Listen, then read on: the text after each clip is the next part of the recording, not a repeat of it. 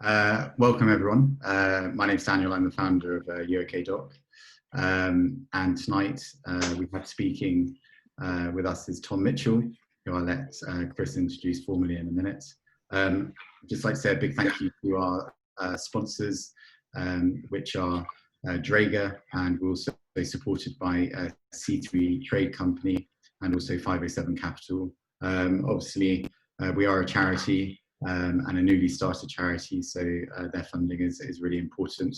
And if any of you wish to donate, you can do so through the UOK website. And obviously give us a follow on Instagram and please spread the word. And without further ado, I'll hand it over to Chris. Thanks, Dan. Welcome to everybody. I think we've got about 70 people that have signed in to listen to the conversation I'm having with Tom. Welcome, Tom. Let me just, I'm sure a lot of people know who you are, but let's just briefly go through some of your successes, because they're also quite relevant to some of the challenges you've also experienced over the years. But just briefly, first World 7 Series tournament in January 2012, captain since 2014, won silver at 2016 Olympic Games, bronze medal in Commonwealth Games, and also you qualified for Tokyo, which, well, as we all know, isn't going to happen, but you still qualified for it. So welcome, Tom. One of the great things of you coming on to these conversations is we wanted an eclectic group of speakers, people, clinicians, people in medical field, but also people who've got experience and interest in emotional resilience. And one of the things that I know that happened to you was it in 2015 you broke your ankle, I think, is that right? Yeah, which seemed to be a begin. I mean, I know you've had quite a number of different injuries, but that particularly seemed to be something that led to a deeper examination of kind of emotional and mental well-being as part of your recovery. Yeah, I love how we're getting straight into it with the deep stuff. That's the way to do these things.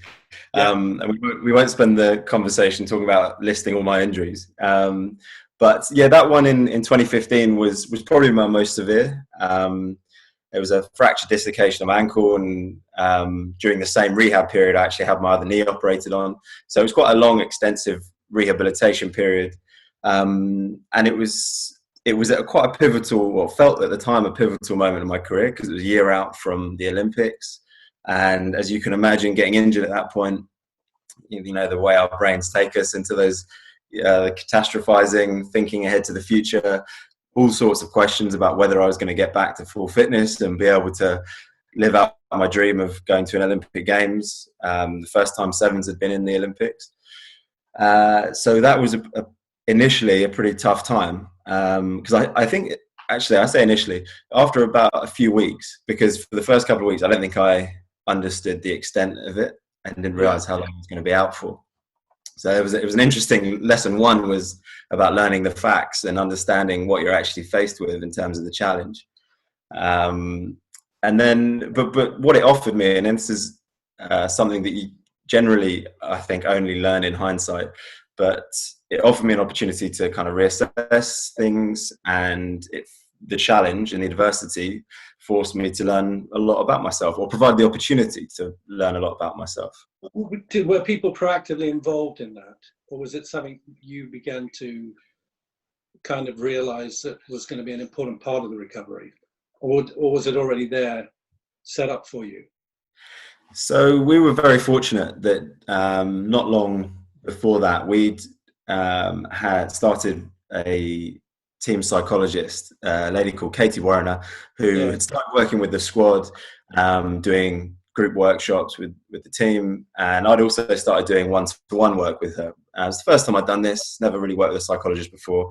And obviously this gave our work a little bit more extra juice, I suppose. Because it was adversity that I hadn't really acknowledged. I've been very fortunate up to that point.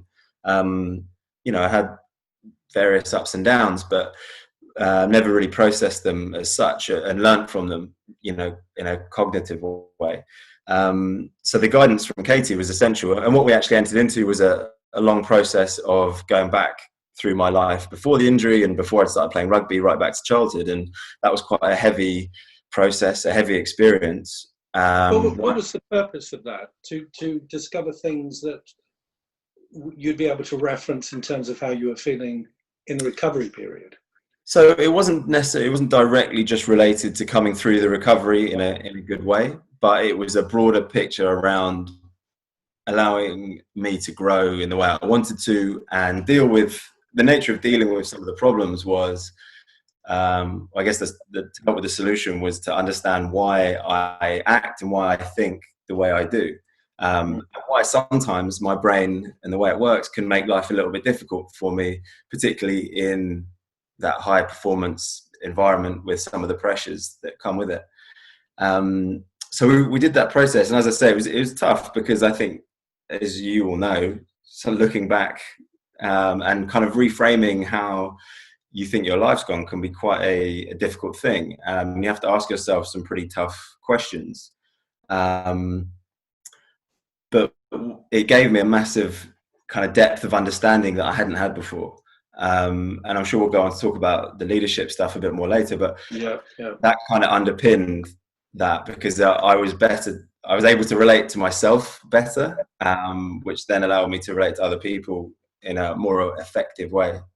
So it was presented as this is an opportunity it's kind of the whole theme of these talks really is opportunity out of adversity, or how you can kind of become more resilient in the face of challenges or crisis and so on. Yeah, so I think because I had always been a bit anti that, the concept and the narrative that you could only be a strong person if you'd had, bad stuff happen in your life. So I got to the position of being a professional rugby player, and I was interested in the psychology of it and the dynamics of being a pro sports person. And I kept hearing this narrative about, you can only be strong and resilient if you've had awful things happen. And the case studies that came up were things that were really terrible and were really sad that happened in people's lives. And I was kind of reading them thinking, maybe I can't be strong because I've not had these experiences. But what I was misunderstanding about that narrative was everyone has things that were really positive happen to them and things that were probably not positive and that were sad moments or trying moments. Maybe not to the same level as everyone else, but to some degree we've all had it, and those experiences have shaped who we are and, importantly, how we think and how we react to certain situations. So I discovered that there were certain things that I'd never thought of before that were having an impact on how I respond to certain situations, and understanding that and just having that grasp of that allowed me to create to some extent separation from it initially, and then through over a bit of time kind of actually really appreciate that side of me that was at times making life difficult. It's interesting because it's quite common when people come into therapy, they say, but there's people far worse off than me, or I haven't been through this and this, so how can it be legitimate or valid? That's what I'm reminded of when you talk in that way, because essentially we're talking about just being human, really, both what it's like to be human and then your own story, the combination of the two. Yeah, absolutely. And I'd also always lent on something, and I still do, but I'd always lent on gratitude as being a really strong motivator and something that was really beneficial. But there's an edge to gratitude, which is recognizing how fortunate your position is, which can play into exactly what you've just talked about. So you do have to understand how that gratitude sits in the scheme. And a lot of it, which you sort of touched on, is how are you actually a bit kinder to yourself? And that's not a concept that I really engaged with until started working with a psychologist and we started having these conversations. And to some extent, that's growing up with the traditional masculine values, I think. But certainly that wasn't really a conversation that was going on in rugby, as you can imagine, and probably doesn't in a lot of particularly male-dominated sports. Yeah. So kindness do you have examples of ways in which you're invited to sort of be kind to yourself, presumably in attitude or views, beliefs. Well, in a couple of different ways, I suppose. First off, in terms of attitude and like psychology and conceptualizing things, but also, and more recently, I think people are being more aware of this, in terms of what are you actually doing in your days that are things that are kind to yourself. Now, in the beginning, going right back to this process that I went through with our psychologist, Katie, it was about this side of me that was incredibly demanding to get to a perfect result, which is brilliant as an athlete, because it means it'll drive you. You'll carry on working towards a goal until you achieve it. And I imagine a lot of athletes have that within them. But if gone unchecked, that can really create some problems for you, and create a lot of stress and kind of anxiety around that as well. So is that start chasing it? Would that be part of it? You start chasing perfectionism, or a certain kind of version, as opposed to letting it sort of grow kind of organically, kind of. Absolutely. And it comes with all sorts of things, like an inability to appreciate the things in the here and now, because you're always looking for what's next. So an example of that would be I'd play a tournament, and because sevens is normally 6 games over the course of a weekend, so it's a tournament format. I'd come home to England and I'd watch my clips and I'd be like, and someone would say, "Oh, you had a good tournament, didn't you?" I was like, "Yeah, I mean, it was good, but this, and this." And you need that as a professional athlete. But emotionally and psychologically, I also wasn't backing that up with a good job. Like, you've worked hard to get to that point and you did some really good stuff. And I think understanding the way in which your brain is biased in that respect is really useful and was really beneficial for me. I mean, it's sort of, if I understand it right, it's sort of appreciating the fact that you're in that position in the first place, that you've done work or you've achieved just literally to have that opportunity. And it's almost more, I think I've got to a point now, it's almost more straightforward than that, or I guess stronger than that, in that it's having a peace with whatever is, whatever the outcome is, and understanding that doesn't mean you're going to feel all right if the outcome doesn't come the way you want it. And it's really important, I think, in this forum to say that certain outcomes in other walks of life are really, really difficult, really challenging to deal with.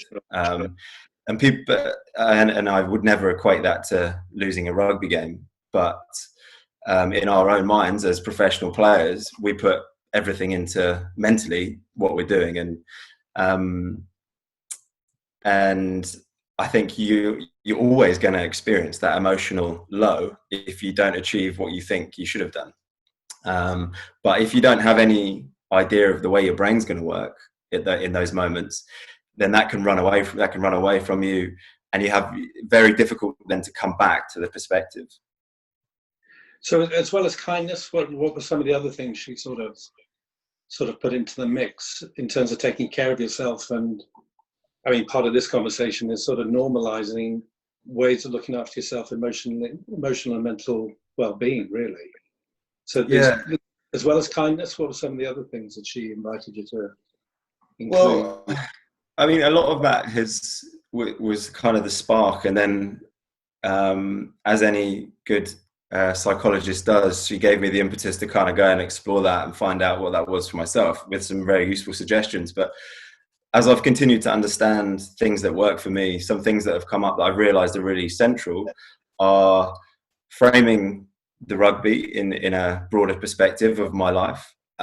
So understanding that, because winding back the clock a bit, back to 2015, I was also probably at a point in my career where my identity as a rugby player was probably starting to dominate a little bit more than I would have wanted it to if I'd been kind of had a broader perspective. Because I think it's very important that, especially in professional sport, you can kind of get drawn into billing yourself as that being the main flag that you're flying, and forgetting all the other flags that you've got.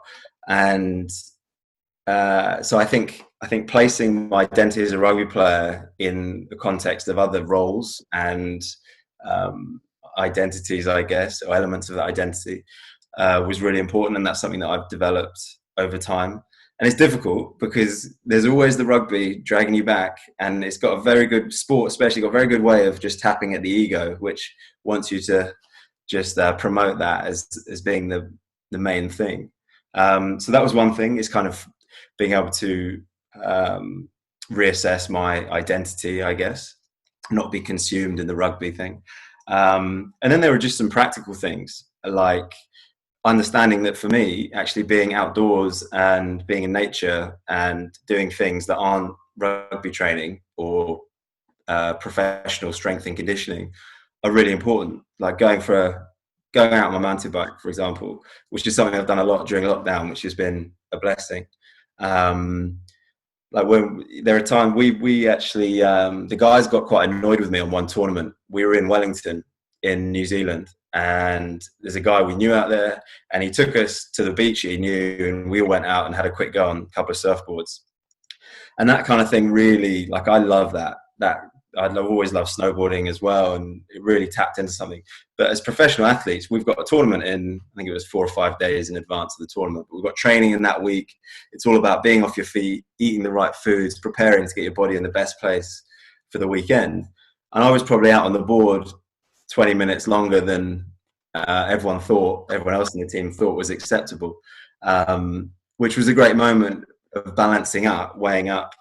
Well, I'm going to stay out for 20 minutes because I feel like this is really feeding my soul and like my mental well-being, versus this is 20 minutes that's potentially quite draining. And in essence, that moment is the crux of kind of professional sport where it's at the moment. How do you balance those two things? But not just sport. I mean, in a lot of walks of life, you're trying to, I think there's this misnomer that well-being mentally doesn't walk hand in hand with high performance, and that's something that I think we've been really keen to break down as a squad. And is that proven with data? I mean, is it backed up with sort of research? And I mean, Caroline Webb, our first speaker, I mean, she was very keen on, sort of theories and ideas led by actual tangible evidence of its usefulness. Do you have your own examples of that? So I guess my examples are mostly experiential. And this is what's great being involved with this, because that means I go away and do some proper reading. But I guess some experiential examples that might be quite good of why the mental side can really be the main factor in delivering a performance. So a great one was so the Olympics, which is the biggie, and any chance to talk about it, I'll take it. So I'll bring it up now. The Team GB squad rocked into the Olympic Village, which is this crazy kind of massive, amazing human beings in all different shapes, sizes, from all different countries, speaking loads of different languages. And it can be incredibly rewarding or incredibly distracting and off-putting. There's all sorts of stuff going on. There's loads of other sports. There's celebrity athletes there. But the way we'd sort of framed it as a group was that we were going to embrace the new experiences. Now, did that mean that we went out on the little Team GB Boris bike thingies that they had, or little Bromptons, and did a couple of laps of the village? Now, there were athletes that wouldn't have done that because they were saying, well, you're wasting your legs. But part of the buy-in that we had as a team was that we were going to make the most of the experience that we were having. And yes, you have to understand that there are parameters that you're acting within, but those parameters were, to a large extent, well, to a total extent, accommodating our desire to experience what we were there for fully, which really is just tapping into the mental well-being of the players in that build up to the tournament, and it paid off. We had an amazing array of brilliant individual performances, which led to a brilliant team performance. Sort of, I suppose, as I understand it, it's the possibility of getting over tense in preparation you're sort of giving some space. What was that? What was that quote that occupy all of my space in the world? Does it sort of? Is it partly off that a little bit? Yeah, it's slightly different. I'll come back to that that quote in a minute. I think something that as a leader, I really think is important is encouraging people to enjoy the full experience. And particularly with what we do in sport, it's about not just delivering good performances, because it's no good if you go out, and I've fallen foul of this, you go out and you play a good game and you win, but you forgot to look at the crowd or listen to the crowd or feel what it was like to be in that moment. So I always encourage the players to do that. Coming back to that quote, that was something that I picked up from working with Katie, our psychologist, and it was a phrase that she used. But I'm adopting it now as my own mantra, because what we talked about during that period was linked to the leadership, to the captaincy, and the aim was to get to the Olympics at a point where I was occupying all of my space in the world, I suppose. And what that meant was not being inhibited by too many thoughts of lack of confidence, worrying too much about things I couldn't control, and that's what it looked like. It was in essence going to be a feeling, but I think that's the thing that is often lost in leadership, is that the leadership starts with the leader, and it's you being the person that you want to be for the team, and it's working out how you want to do that. I mean, for us, a really tangible example of that. So in a sevens tournament, you play multiple games in a day. So you have to go from a game, whether you've won it or lost it, you're then playing another game in 2 or 3 hours. So my ability post-match to be the person that the team needs is really important, because that can dictate potentially how we'll play in the next game. And it's not something that you get right every time, which is a good pointer, I'd say, is that you have to be prepared to make mistakes with these things and be okay with that. But you have to try and cultivate your mind and your approach to be able to do that. To be, a phrase I thought of earlier was authentically agile, because I think you hear of leaders, you don't want to be someone who just says things that you think people want to hear, because that's not always right.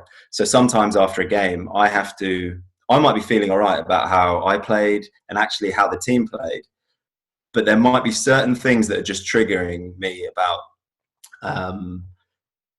we might have been off in a couple of little areas that the team might not have noticed. So I might take that opportunity to actually kind of raise my voice, be very direct,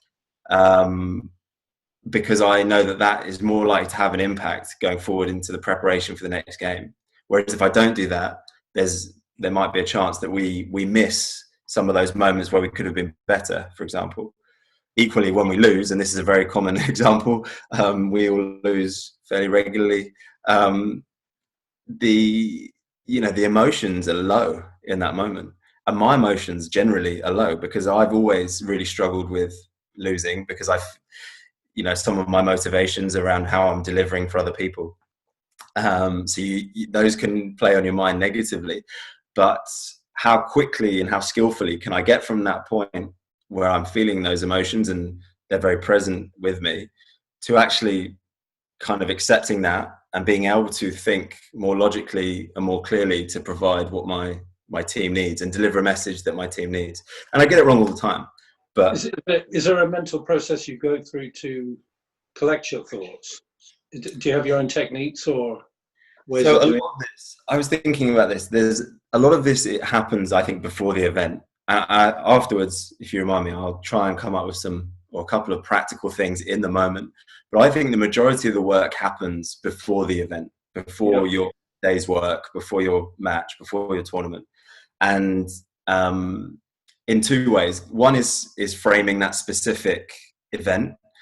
And the other way is basically how do you work on your mind. So the framing would be how would just say what the framing would be. Sure. So for the framing side of things, I'm talking about, I'll give an example. Before we went to the Olympic Qualifier last summer, We had a pretty average season. A lot of things hadn't gone right. Things didn't feel terribly good in the camp. And then we had, I think, 6 weeks from the end of the season before we then had the one-off tournament, which was the Olympic Qualifier. And as a group, we spent a lot of that 6 weeks talking about the Olympics, the responsibility that we were feeling about having to qualify on behalf of Team GB, the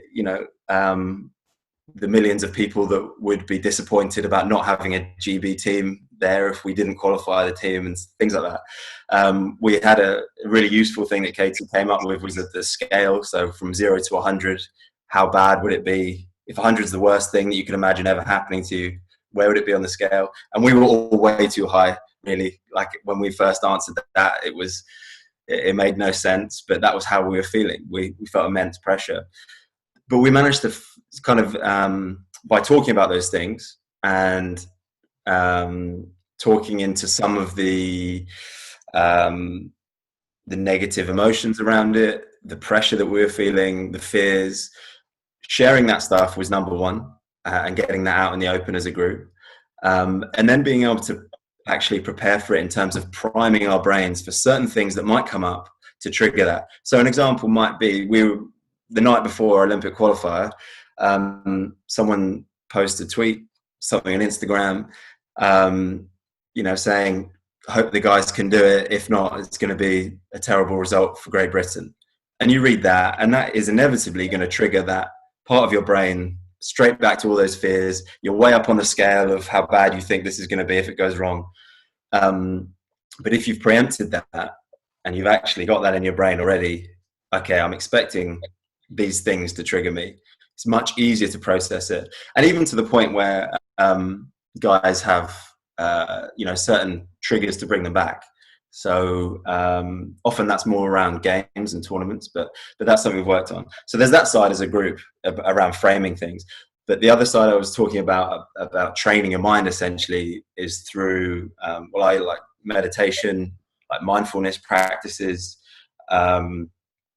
And over time, then it makes it easier to be authentically agile, I suppose, with your emotions and what you're delivering. Do you feel as a captain, do you lead the way? I presumably you do. I mean, after the whole journey you've been on, and I mean, you're in a very real sense your own inspiration that you've got out of some of those challenges that's presumably informed and made you feel very strongly about communicating this. That in some way becomes inspiration to your team, presumably. Well, yeah, I mean, I hope so. I think one of the points I've already made was around ultimately leadership is you as the person first and foremost. And that's judged. I'm a big believer in that's judged by other people on the feel that you create. And obviously you could probably pick out objectively what that is, but if you've got good energy about you and you're feeling good, the chances are people will feed off that. And that's probably down to body language and tone of voice and things like that. So there's that, but then there's also your actions. So people see what you do, whether that's on the pitch or, a big one, as you say, is how you react to adversity, whether that's in your life outside of rugby, whether that's injury.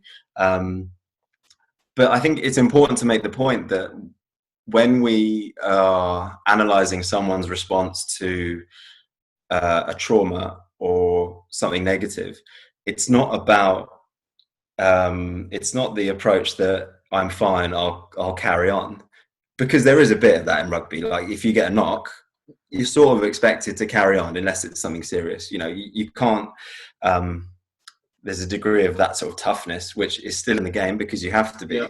But it's important that doesn't carry over too much to the psychological side, because actually the starting point for that is accepting the negative emotion and being able to express that and being vulnerable, because that, I think people, and in my experience, even in a traditionally masculine environment like rugby, people will see your vulnerability and and I guess love you for it. And if you can back that vulnerability up with the strength to be better and grow from it, then even better. And they're more likely to help you along that journey as well, I think. Say again. I think people are more likely to help you along that journey and be there with you on that journey if you are able to express the vulnerability. I mean, did you become a sort of spokesperson, you were sort of articulating the value of doing these things as captain? Yeah, I had to, I think in the beginning, to be honest, I was better at talking the talk than walking the walk. I think I found it difficult because it was, as I've already kind of touched on, there was a fundamental part of me that had developed that was about never getting things wrong and always having the right answer. And actually being okay with getting it wrong was difficult for me, and getting it wrong in front of a group was even harder. So I used to be incredibly tough on myself. If I felt I'd let the team down, that was something that I had to really grapple with. And obviously if that's the way your brain works, then being the captain or being appointed the leader is only going to exacerbate that if it goes unchecked and unmanaged.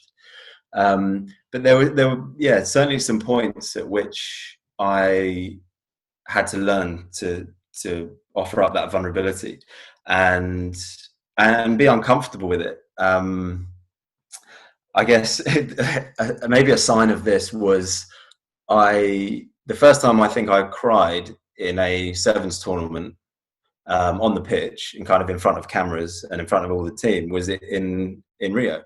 And it wasn't even in the final. I think I cried after the semi, which was probably a bit premature, but I think there was a bit of a sign there of my ability to be open with that emotion and kind of express that vulnerability in front of other people, in front of the team.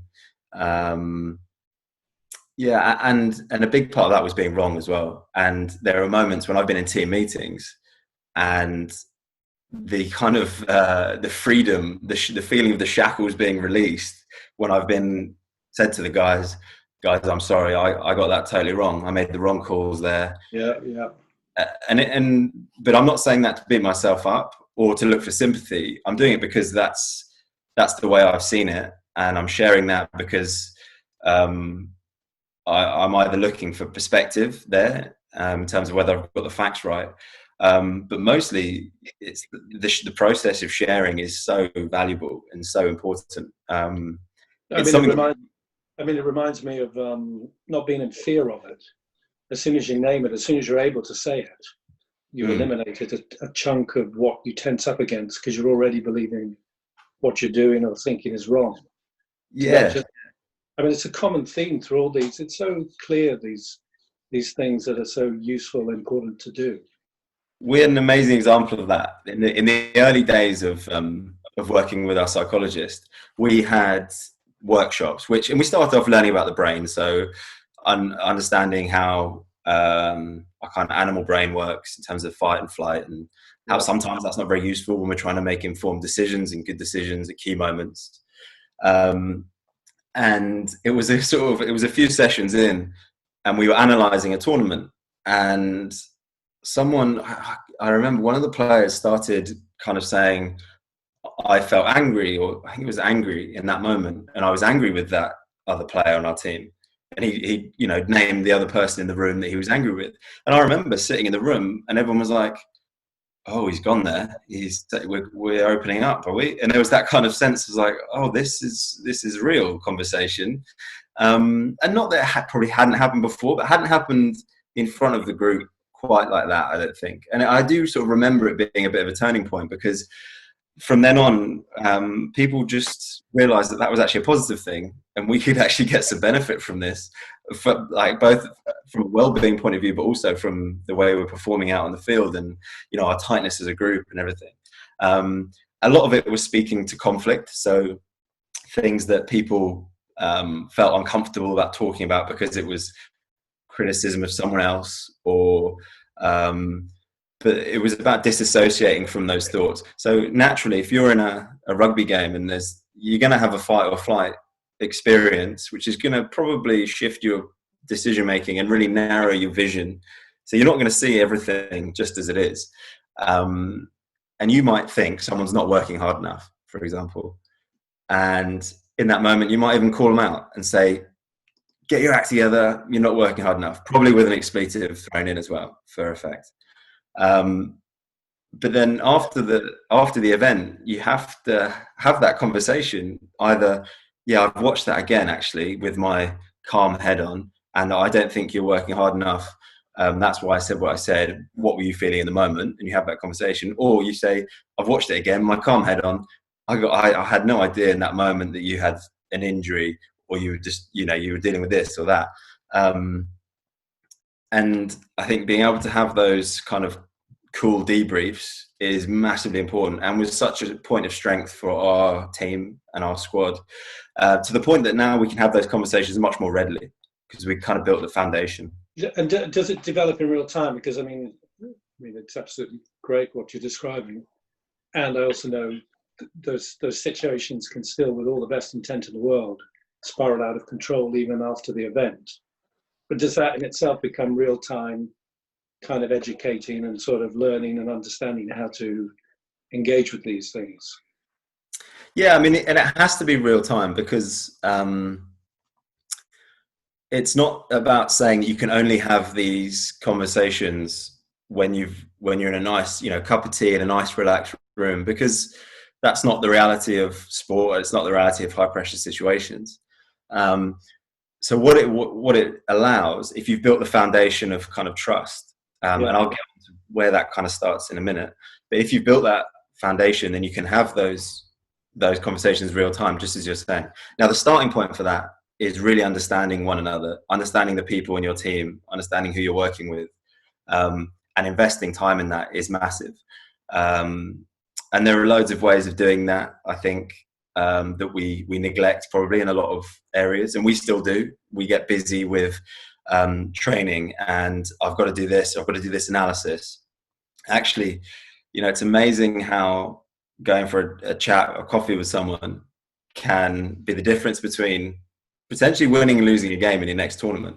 I mean, it's hard to track these things, but I'm a believer that getting to know your team, especially as a leader, is central to everything you do, because without really understanding people, what's important to them, you can't be empathetic, you can't really care, and it's very difficult to connect on the level that you need to try and help them do what they want to do.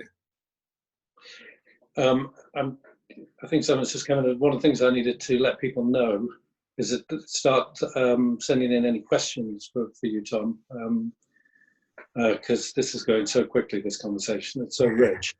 But we invite people to start asking, or I think Dan might come in with questions from about 1:45. So anybody who's listening, do please send in questions for Tom. So that bit is about trust, and trust comes through connecting with people, talking to people, just being open to people. Yeah, and we talked about trust quite a lot because it formed part of our team values. So our team values that we set the last time we did this was mindset makes memories, and underneath mindset we had trust, humility, and effort, and under memories we had enjoyment. So essentially we were aiming for trust, humility, effort, and enjoyment. And we talked about trust because it's a tricky concept, and the little sentence we had coming off that was give trust to get trust. And that's a decision. I think you can either be the type of person that gives trust first and is the active participant in that, or you are the person that kind of waits for some sort of proof. And there's probably a sliding scale of where we all sit along there, but certainly revealing elements of ourselves and being vulnerable garners trust much quicker than anything else. Dan, do you want I think you can start to come in and ask questions if you've got any, Dan. Yeah, no, I've got okay. I've got a few. Well, this one is about how to optimize team dynamics. So the question is, how do you optimize team dynamics, and what helps to create team synergy or bonding, i.e. how do you facilitate a shared goal or vision, shared ideals?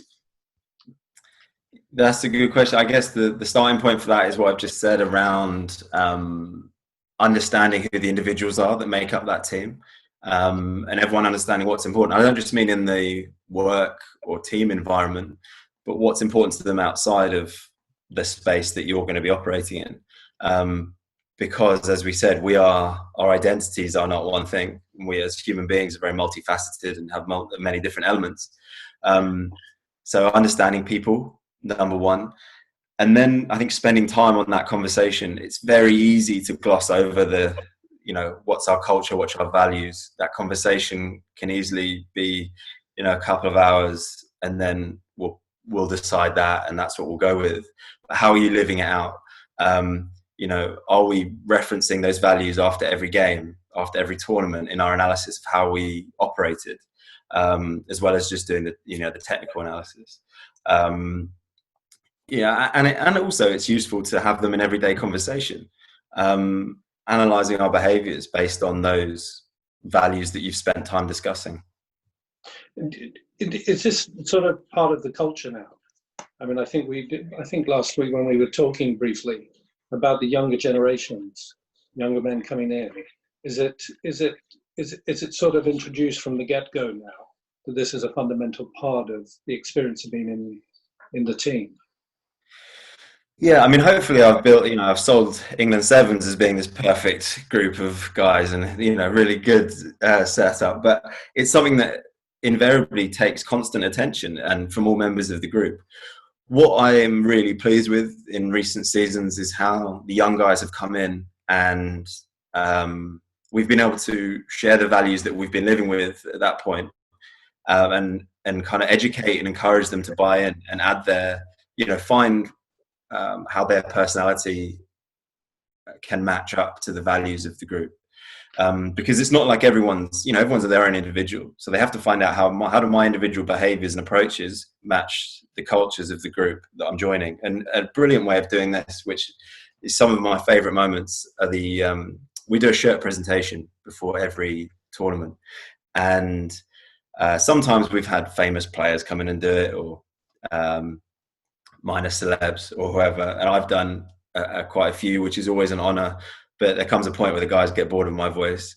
And what we've been doing for the last couple of seasons is encouraging someone to do it and share a bit about their story. And it's been more of that sharing, people being willing to be vulnerable. And it's great because we've taken it out of a pressured space. It's just our group. No one else is present. And it's got nothing really to do with the rugby in that moment. I mean, invariably it is, because it's about your journey to that point. But really it's about a lot more. It's some guys talk about their families. Generally it's people talking about why they're there and why they do what they do. And we had a couple of guys, the youngsters, just straight out of school, 18 years old, and for them to be able to stand up in front of a group on their first ever tournament with England, it's a pretty intimidating task. So for them to be able to deliver that and share some stuff that was pretty personal to them, it is probably up there with some of my proudest achievements. Not that I had a part in that, other than helping to cultivate the culture of the group. Do you find the younger generations are more emotionally conscious? I don't know if I've got an answer for that one. I don't know. Difficult to make a generalization on it, I think. We only experience in our group a sort of microcosm of the population at that age. I think there's a lot of challenges that face the youngsters. Although maybe it's the same challenges we face. Maybe they are more adept at dealing with them. But there certainly seem to be questions asked of them that maybe weren't asked of me when I was coming up at that age. What sort of questions? Well, I guess the big one is the social media, which is brilliant, and hopefully it's what brought people to this conversation, and does so much good. Yes. But certainly in sport, it plays into that expectation and the identity side. Suddenly you put on an England shirt and you put that on your Instagram, and then people have this idea of what a professional athlete should be and how you should behave. And there's also something that we expect of our athletes, which is an incredible maturity for something that you do when you're actually very young. And the great paradox is you learn, you're sort of coming out of your sport and you finally kind of figure it out a little bit. Maybe that's the nature of life, I guess. I mean, one of the conversations I've had with Dan and some of the ambassadors, 18, 19-year-olds going into training as doctors and immediately put into situations, demands, expectations, still as students, that far outstrip their actual age. And I think part of UK Doc is to bring a more richer conversation to normalizing sort of kind of emotional challenges. Do you have is there mentors for the younger team players?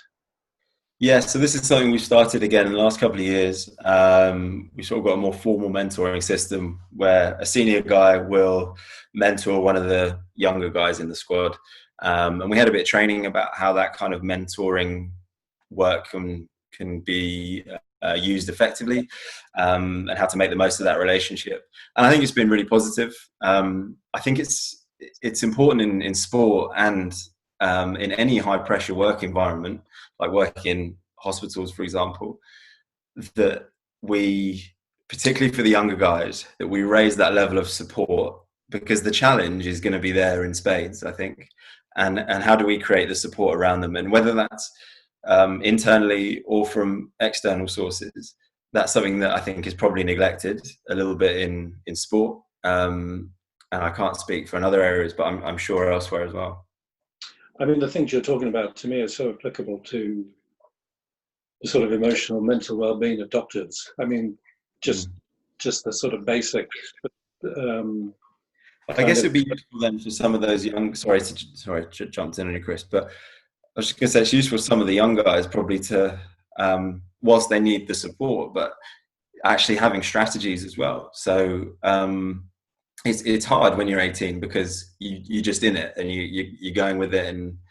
But I kind of look back and think when I was 18, I probably would have been better off spending time understanding who I am as a person, understanding how I react to certain things.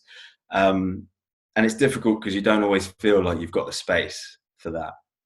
But I think that's something that I would always encourage the youngsters to do, is have the time, find someone if you can to help you with the process, but spend time understanding who you are, why you think the way you do, why your brain leads you certain ways, and some strategies to help with that, whether that is starting meditation and breathing exercises to help you de-stress and find space, whether that is a certain hobby that creates some mindfulness for you, anything like that. Dan, have you got another question? I have there's a few questions that have come through. So one of them is from one of the attendees, and he's asking, he says, thank you for the conversation. And he's curious about being in the fight stress response. He says, how do you differentiate between being in fight and being angry? That's a really good question, because in a sport like rugby, which is combative and confrontational, actually you have to allow that. You have to allow the fight, and the flight to some extent, depending on what type of player you are. But you have to foster those things, because it is to a large degree, a primal experience that you're having in a contact sport. The trick is to be able to gain an understanding and a sense, and it is a sense because it's all happening very quickly, but a sense of when your brain is acting based on those things alone, versus actually, have I got a route back to my decision-making brain? So, for example, if I've just chased someone back, made a tackle, this is the ideal scenario, made the tackle, turned the ball over, gone back down the other end, and then we've got a penalty. And, this might be the last minute of the game. I'm really struggling with breath. So actually my fight or flight is what's keeping me going, because I'm running on the adrenaline of it. And I'm having to just work with my animal brain at this point. But then I've got a decision. It's a penalty. I have to think, what's the score on the clock? How much time have we got? What are the opposition doing at this moment? How are we playing at this moment? Should I kick to the corner or do we kick for goal? And to kind of go through that process, you get it's luck of the draw if you're doing that question in your fight or flight brain. So you have to find a way very quickly to simmer that down, simmer down the bit that's allowed you to make the tackle, do the chase back, whatever, and get back to your thinking cognitive brain and make an informed decision. And that's the skill, which it is training, it is over time.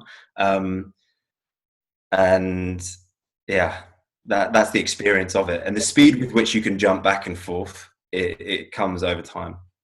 I mean, it sort of reminded me of one of the questions, which is, because you're describing such intense physical, mental, emotional experience. Coming off it, is there a kind of process, a sort of conscious way in which individually and as a team you sort of kind of ride the sort of change in your moods in the sort of wave of energy? Yeah, it's really interesting. I mean, I think it's something that we could have done and can do better after a tournament. But if I take it into a tournament, so between games, everyone has their own slightly different routine.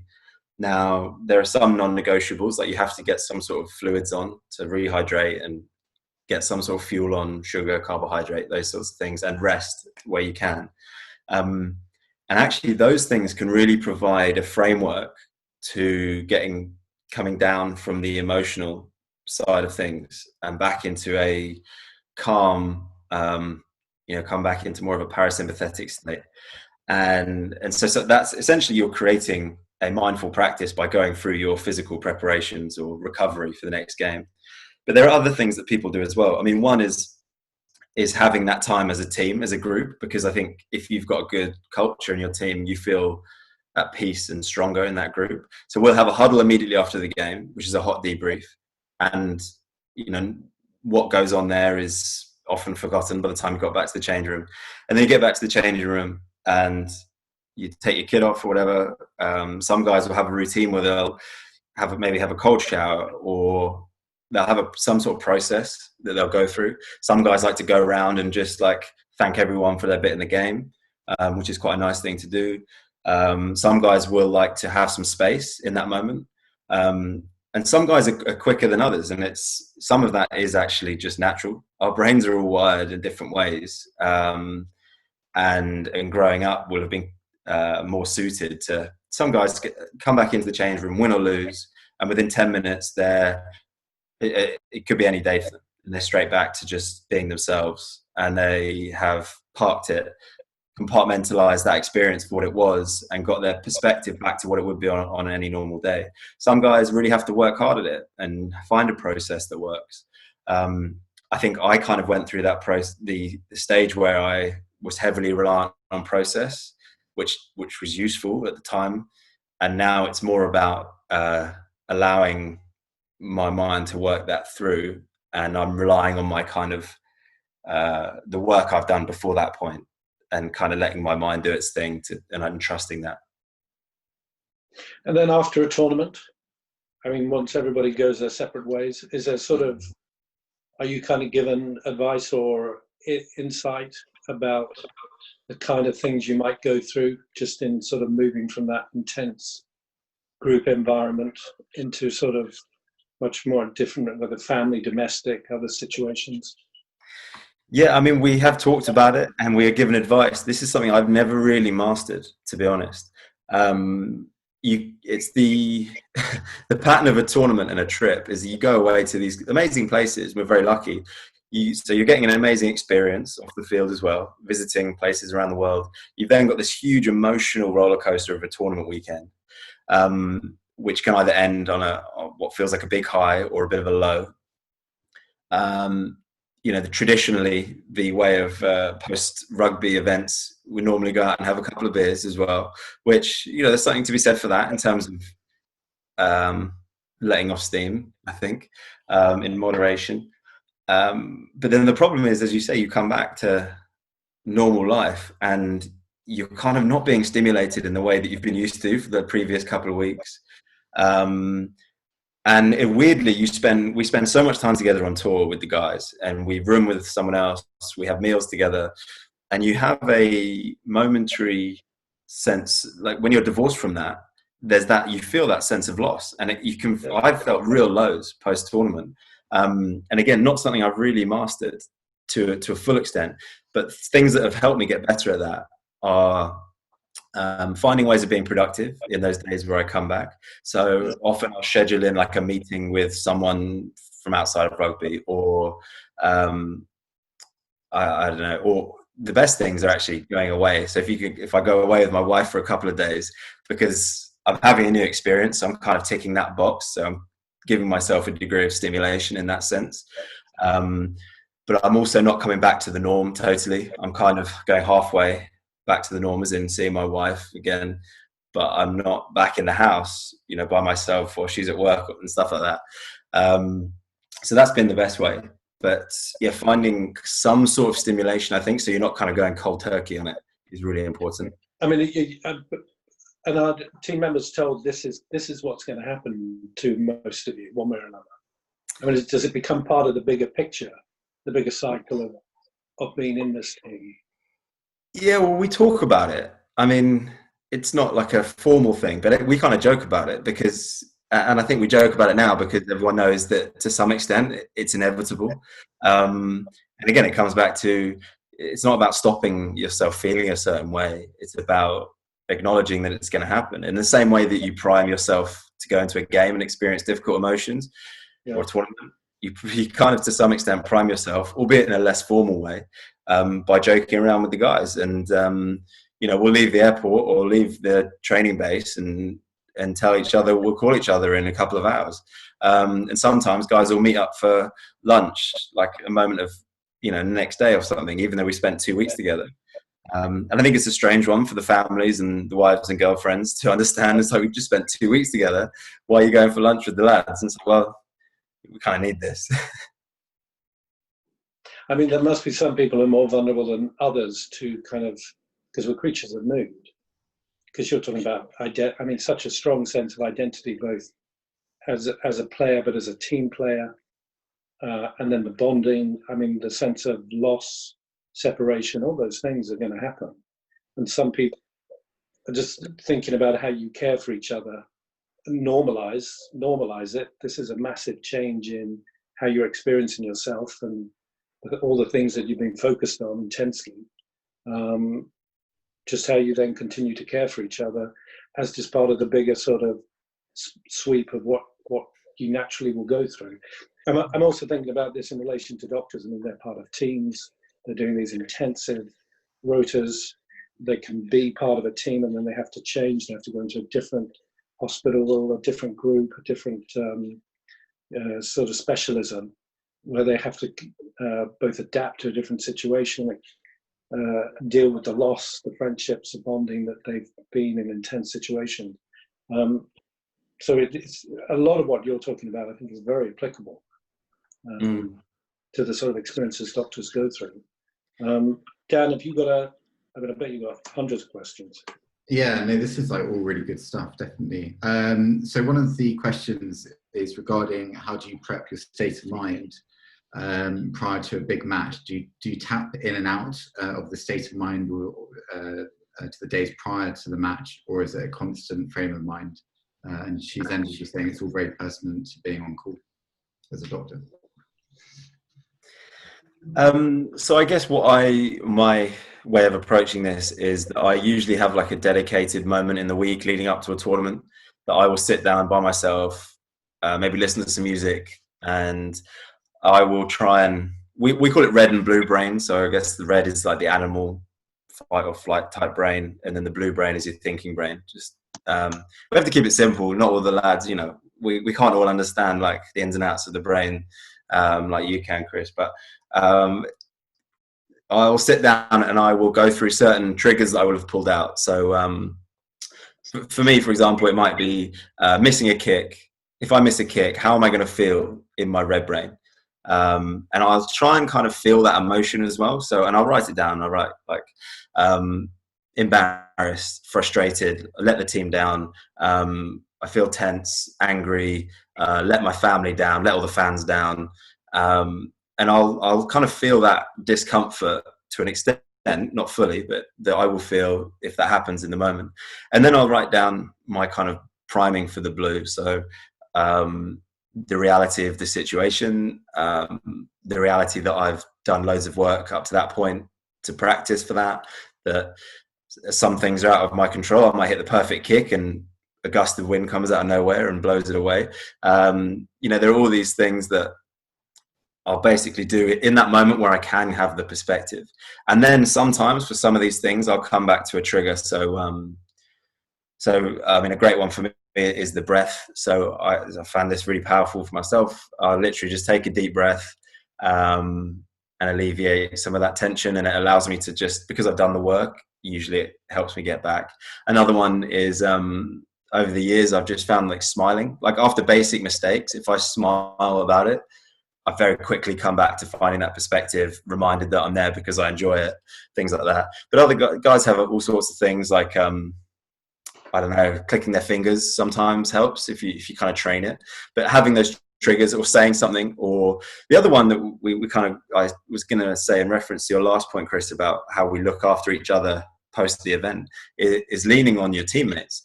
And that can be true outside of the event. So I think particularly for leaders, like beware the lonely leader, because one, that's not real life. Like you're not alone in these situations. But that, people will be there for you. But it happens in the moment as well. Like we had a really unorthodox example. One of the younger lads was struggling to find his way back to the blue brain perspective. And he'd made a couple of mistakes in the game. And a couple of guys had been like, come on, next job, come on. You're good, you're fine. Like tried to pump his tires up a bit, more kind of like the usual stuff. And then one of the guys, who is a little bit left field anyway, just shouted at him really loud, shouted his name. So the guy turned around and he swore at him, just flicked his middle finger up in the middle of the game. This was, we had a stoppage, but we're about to receive a kickoff, and he was swearing at him with his middle finger. And I mean, it was unorthodox, but it was exactly what this guy needed, because it broke that cycle that he was experiencing in his head. That was risky because it could have gone the other way. But those are the kind of things, and that came because he understood him as an individual, and he knew that actually what was important for him in that moment was breaking that cycle, something out of the ordinary. And I thought that was really cool. Dan? One of the questions is, how have you dealt with lockdown and COVID? How has it affected your routine, your confidence with performance and mental health? I've had to make peace with accepting that my kind of levels of training and things are going to be below what I were kind of accustomed to and probably want them to be. And the other thing I've had to really embrace having the space from, having all the stimulation, having the highs, going away to different places, being with the group. We've kind of experienced that severing that we talked about from the group.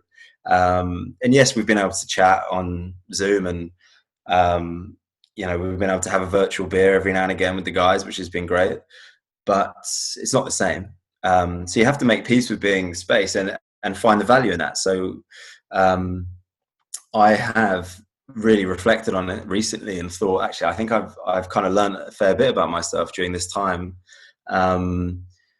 because I've been forced to the challenge to think differently, and coming right back to the beginning to some degree. And I haven't experienced the adversity of this situation, as badly as most other people, and I've been very fortunate. But to a degree, I've had an adversity and a challenge that has allowed me to find some growth, because it's forced me to change the way I was thinking about certain things. And that's kind of the opportunity, like you said earlier, Chris. Yeah, no, it's all, without overstating it, it's all about, well, it's sort of the opportunity that comes out of this. Otherwise, it's very easy to kind of be sucked, it's sort of dragged down by an undertow, really. Do you think it's difficult with that stuff though, because that putting that across is quite delicate, I always think, because in the early days of lockdown, there was quite a lot of chat about that. Like, let's make the most of this time. This is a gift. Yeah. Yeah. And actually, if you're not in that space, then that can be quite oppressive and can be quite challenging. Yeah. Yeah. Well, it can become another kind of form of feeling like you're failing, or you feel guilty, or something negative. So it has to be done consciously, and it can't just be sort of suggested as if it still isn't difficult for people. And sometimes the opportunity is just recognizing that, there isn't an opportunity. That in itself, you become comfortable. This is not great. This situation is not great for me, and I'm not going to beat myself up about it. That becomes, in its own way, that becomes the opportunity. Yeah, and I think a lot of what I'm hearing there is like about the acceptance side, which is something that I've learned a lot over the years that is really beneficial for me, and that something that starts with acceptance can lead on to some great action. I think sometimes people confuse acceptance with like nihilism, I guess, and just that nothing matters. You're just happy with things as they are. I don't think that's the way of it. I think particularly. No, I think that's absolutely right. There's something still important about having a sense of responsibility, which I think runs through everything that you've been talking about, really. I don't think we've really mentioned it directly. But ultimately, we're still responsible for our actions. It doesn't sort of become an excuse or a sort of blaming of the situation in a way that's really not doing us any good. Part of this is, you're talking about challenging yourself, being challenged by other people, and seeing the value, the benefit of it, and trusting that the challenge is there in a positive way rather than trying to demolish you or make you feel bad about yourself. So I think it's always about being the purpose, the reasons being well articulated, which then becomes about trusting the process. And how you accept those things is often starts with understanding yourself and what you're kind of going to have a bias towards. So, and understanding your situation. So if you're someone who generally feels threatened by that or is easily triggered by that desire to be better and grow and improve, which I'm probably put myself in that category, and if you're someone like that, but you also know you need support through that, then finding that support and reaching out for it. But it's not an easy place to get to, that understanding, and I'm not asserting that it is, but I think we can, by normalizing the conversation around these sorts of things, is really even just to encourage people to go and find time in the week, in the day, to just to investigate, why things went a certain way in terms of the way they thought about them, and just being curious. That's been a massive thing for me, because curiosity usually means non-judgment of yourself and other people. Starts with yourself but then extends to other people. And I think if you can just be curious about how the brain is working in certain moments, it leads to a massive understanding of yourself, and that breeds kind of resilience, I think.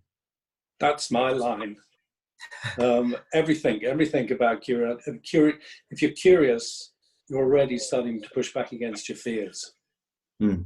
Because curiosity means you're interested, you're sort of engaged, you're seeing something exciting or valuable coming out of being curious, rather than kind of withdrawing, tensing up, sort of going in on yourself. So curiosity is kind of just goes to the very core of this whole process. It's probably quite a big thing I missed really when we were talking about how to have those difficult conversations in the group. If I want to go and if I think someone's not behaving to the standards that we expect as a group, if I approach that conversation with them with curiosity, then it's much more likely to go well. And because there are always things, I made this exact mistake and I learned this, and I luckily managed to pull up in the conversation just before I went full bore on the guy.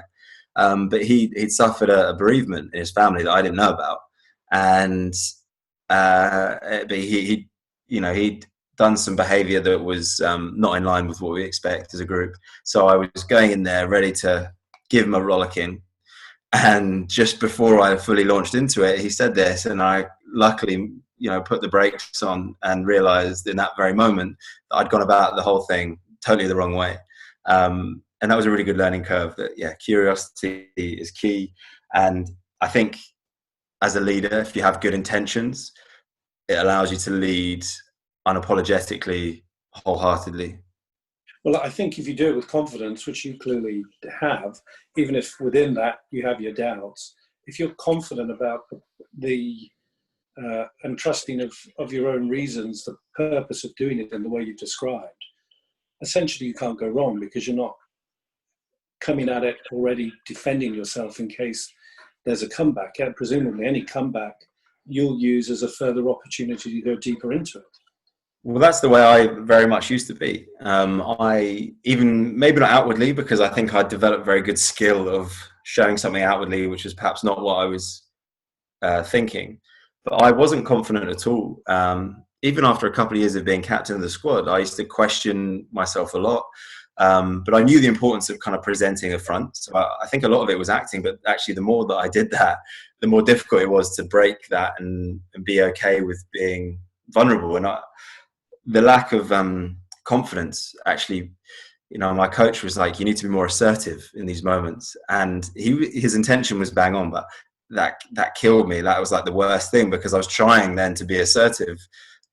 Whereas really what I needed to do was remove the judgment of myself and thereby other people, to allow me to access something that was more true to me as a person. And that started with the curiosity, like you said, allows me to go into those situations. And then, because I've got the right foundation, I can be authentically agile, which is a phrase that I might start using. It's a great phrase. And kind of jump around. And then if someone does need to be told straight that they're not living up to the standards, then you can do that in a way that is believable and that will hit home much more than faking the assertiveness.